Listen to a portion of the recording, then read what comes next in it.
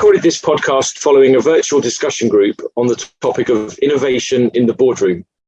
I was then joined by one of the speakers from the session, Karen Fawcett, and by Hoon, who are also both Criticaleye board mentors, and we discussed some of the key themes which emerged from the previous conversation. Thanks, Karen and Hoon, for joining me after the discussion we've just finished, innovation in the boardroom. I thought it was a fairly wide-ranging, as usual, an interactive discussion, and some key themes that came out of that. I'd really like to welcome you to this podcast, our first Asia Criticaleye podcast, and to get your thoughts really on the discussion we've just had. Gave some key points that came out for me, but can I ask you first of all, just starting with yourself, Karen, just to give us a brief introduction for those Criticaleye members who don't know you, and then Hoon to you, and then we'll sort of start taking apart the discussion we've just had. So, Karen, thanks for joining us again, and can you introduce yourself, please? I'd be delighted to. So I've been living in Asia for more than 30 years. My career is 16 years as a strategy consultant, 16 years as a banker, and now I have a portfolio of non-executive directorships ranging from LGT, private banking, INSEAD Business School, Temus, the new Temasek technology company, a fintech, and advising a biotech. So a very nice, as well as actually now on the board of the Global Evergreening Alliance, which is totally different, land restoration and helping climate change. Thanks very much, Karen. And you forgot to mention, I know deliberately, that you're also a board mentor with Criticaleye. The most important role.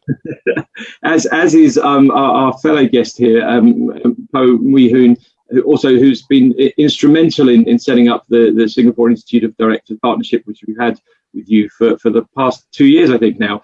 Welcome to you as well, and if you can give us, as well as your Criticaleye board mentor role, your sort of portfolio roles that you're involved in, that would be great to hear. Yes, thank you, Michael, and yeah, sure. So I'm really glad to be here with both you and Karen to do this, and I'm a council member for the Singapore Institute of Directors, and I actually chair its digital transformation committee. And I have to add that I'm a Criticaleye board mentor, and that's why I'm involved here. I've sit on various boards, in particular the Singapore Pools board, the Cystic.com board, and also as an advisor to certain startup organizations in the fintech area, and I'm also on the NTU research grant panel, right? And right now I do also have a startup that I'm actually nurturing in the food tech space, right? So I've got quite a few things going and keeping me busy. All through my executive career, I've been with tech companies and have been group CEO of various companies before I took on a more portfolio approach towards what I want to do. Thanks very much, Hoon. I think it was a discussion or conversation we'd had a while back that sparked the topic for this discussion group we've just had on innovation, and around sort of potentially missing out on technologies and being ahead of the curve as a board member, and how do you keep on top of all of those things? One of the interesting points that we spoke about on the discussion group just now, and that I think I'd like to talk to you about both, is around the culture of innovation. How do you maintain that culture? What does it look like, and how do you look at failure as part and parcel of the innovative process? Is that something that you agree came out of the discussion? There was quite a lot of talk around culture. Karen, is that when you go into a board role, how do you assess the culture? How do you contribute to it? How do you monitor it? Or just your thoughts on some of the conversations we had around culture, because I think it's a key part to most of the conversations we have at board level. I think culture is absolutely critical, and I think what came out in the conversation for me was both the culture of the board, the way the board dynamics work, as well as the culture of the company itself. So one of the things that came out at sort of the way the board works to foster innovation was making sure the board is very diverse and has lots of different opinions, that there's a skill set there, that the board are keeping themselves up to date, and also that the board is efficient and actually has time to actually spend time on topics like innovation.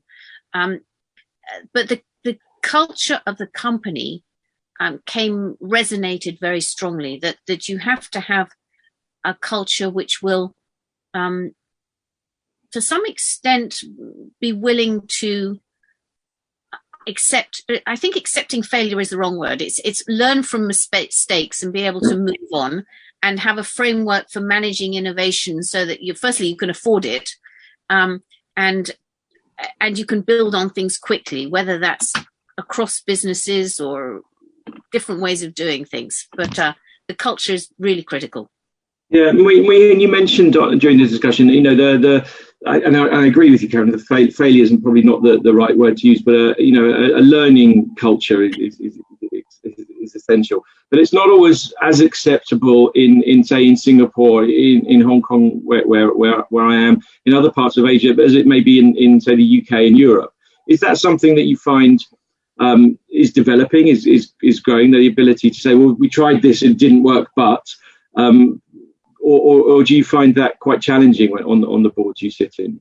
Absolutely. And that was actually one of the questions that I wanted us to discuss if we had the time, but we didn't have the time. But I really think that a lot of people say that, learn fast, fail fast, and there's no blame to failing, right? And is it really true? I mean, to me, to actually have that culture, to not be too sticky about failing projects, is crucial if you really want innovation to happen. But I think in practice, it is not so clear that it is so acceptable, right? And especially, I would say, in Asia.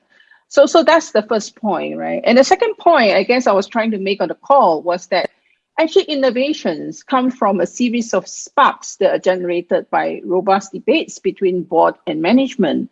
It's never really about a single flash of insight from any single person, right? So that ability for the board and management to have that rigorous discourse and debate over time is really key. And some time ago, Harvard Business School called that process a creative abrasion. And that is really involved putting some friction into the discussion to fight the status quo, right? And sometimes you do need to create that tension to stimulate the thinking, the ideas, and the innovation. And that creative abrasion is actually, I believe, a core capability needed to engage in innovative problem solving, if you ask me, right? Yeah. But I would say that a lot of the boards, especially in Asia, and because they're all family, a lot of them are family-owned businesses. Even they can be listed, there's still a very dominant chairman, dominant family presence within the board, right? And so I just do feel that, many boards are reluctant to have the frank conversations required for innovation, because the dynamics of what we call creative abrasion are really quite tough to manage, right? If you come across too strongly, then you stifle the discussion. But if not, then you're not challenging enough. You're too supportive, and you do not push the envelopes, right?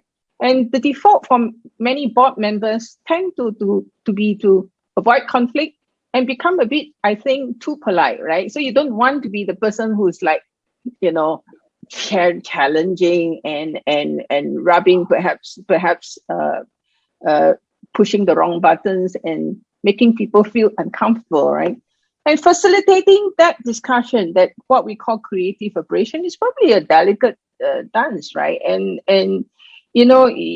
as I said before, you really have to make sure that conversation is productive and yet constructive, and at the same time is challenging enough, right? Yeah, absolutely. I mean, there's a lot there to build on. I think really good point. How do you, as a board member or as a potential board member, presumably you're brought into companies to add something, to add value, and to deliver, your expertise, your view on things. And part of that, I'm sure, is innovative approaches to thinking, to technology, to all the things we discussed. How can you do due diligence on a company to look at that culture and if it's there? And because it must be quite soul destroying to get into a board and thinking, I'm excited, I'm going to add value to this company, and then to be told that's not how we do things here. We outsource that, or we don't get involved. How can you sort of examine that? And maybe, Karen, your most recent appointment with Temus, there must have been some conversations or thoughts in your head around that. Is that something you can do? Can you examine a culture of a business before you're in the hot seat? You can, to an extent. I mean, obviously, organizations like Criticaleye can be incredibly helpful in putting you in touch with other people, to sort of do as much due diligence and meet people before you join, and whether it's employees or other board members or big customers of the company. But I think it's very difficult to see how a board is going to work until you're sitting on that board, because it is the dynamics of a group of people around the table, and it's not until you realize how they play off against each other and the way the chairman works and everything else. But I would say board dynamics don't need to be stationary, that they can change. And one of the discussions we had today was how boards are often killed with the amount of paperwork. Right. 300-page presentations, death by PowerPoint and all that stuff, designed to keep us in our books and just get us to rubber stamp. If you put different disciplines in place around numbers of pages, time on discussion, summarizing, focus on the questions, things like that, you can change the dynamics of that board enormously. One of the other things that came out in the discussion for innovation is having smaller groups, or having side meetings with the board, the idea of having teach-ins with management. Again, you change the dynamics. So I would say we love to do our due diligence before we get on boards, but actually we have to do the hard work once we're on the boards. Yeah, well, absolutely. I absolutely agree with Karen. I think you can only know so much, right? And how does the board process typically start? I mean, it starts by people, I guess, talking to you about whether you would like to be on the board, and then you start that. It's almost like an interview process, right? Yeah. So as we all, I mean, we can talk to different people, the board, the management, and all that, but the likelihood of actually really know what's going on is really when you're in that seat, right? And you can see that dynamics between the different board members, and even between the board and the management, right? Because other than that, you pretty much, if you ask certain questions, you probably get the right answers, right? Right. The answers that should be correct. Knowing the questions to ask as well is probably key in that point. And I guess people can change, and their approaches can change under pressure in times of crisis and when there's high risk involved. So again, things can change quite quickly. But this comes down to then having the processes and rigor in place. And as you say, Karen, timing, be strict on things like that. Having shadow boards, some people have, they call them more sub boards and that sort of thing. So you can then experiment in those before you come to the boardroom itself. I'm interested in, I mean, that does lead into culture, and I'm interested, Karen, maybe in your views of, have you seen from a let's say from a UK European point of view, have you had to change your style at all when you're sitting on boards in Asia? Is there anything that you felt consciously that you have to do differently from that aspect, or is that not really something that's, because you've been in this part of the world for so long, it's just how you are, that's just your natural style anyway? Look, I think boards tend to be quite formal. Anywhere in the world, they are quite formal. And I think that fits with elements of the Asian culture very well. I think the culture of a board is actually a lot more about the company than the location it's in. Okay. And it's a function of the group of people. So the more diverse a board is, the more, open the culture will be. I think the risk with some of the boards I've come across, I'm thinking back to my consulting days with Asian companies, when it really hasn't evolved sufficiently from friends and family. And you have a very linear amount of thinking, and often quite dominated by the founder, who is also the chairman. And that's where you're going to get quite limited thinking, I would have thought, in a boardroom. And adding diversity into that can liven things up enormously and improve the quality of the board, but it changes the role of the board. And right. Some companies are ready for that and some aren't. Thanks. Absolutely. I want to kind of jump in here on that point, Michael, because really the diversity of the board is what drives the I would say the richness of perspectives and the diversity of thought within the board, right? And innovation really requires passionate discussion, debate, and even conflict, most often among individuals with diverse perspectives. I mean, if you're all of the same mind, there's nothing much to really debate about, in a sense. And in Singapore, we have this term called the Old Boys Club. You must have heard of that, Karen, right? But that means that exists in every country. Yes, right. So like what Karen said, I think that the first thing is getting the board diversity correct, right? And so whether it's adding or replacing members, board should really take a more disciplined approach, right, to seeking members whose probably expertise complements that of the existing board, and more important, that of management, right, and and also reflect representative of the company's customers and stakeholders, right, with regards to factors such as gender, nationality, race, or even ethnicity, right. So that makes a diverse board, right, and that then creates that richness and that debate within the board. That can, sorry, Karen, go on. I was just going to add to that, and I came out of this discussion on innovation realizing that innovation is such an enormous topic and probably gets into every board paper in some way, that creating a board environment which fosters innovation and can manage innovation effectively was almost describing what was a well-run board. So getting the making sure the board is well read and well educated on the topics. Make sure you have a diverse board with a lot of different opinions. Making sure it's efficient. Making sure it's open and trusting. Making sure it can challenge and stay at the high level and challenge it. That's really describing what you want with good governance, not just innovation. Absolutely. And I think the other angle that we spoke about at the discussion just now was about learning board, a board that learns together, right?